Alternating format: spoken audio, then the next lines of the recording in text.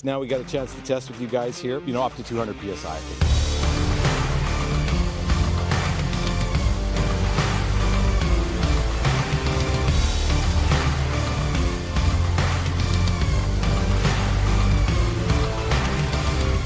You can also go like this with the nibs.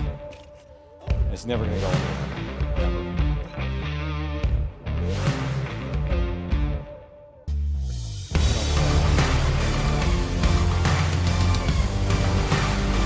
So this one's qualitative test, 120. Oh, I didn't do that last time. That one's stress to blow it up. 200 PSI, it'll jump off the ground.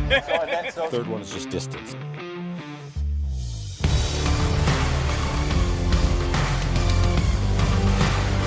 This test on the big one, the first test that we did, it was 90. Our base was 90 and 125. 150 PSI, 130 gallons per minute.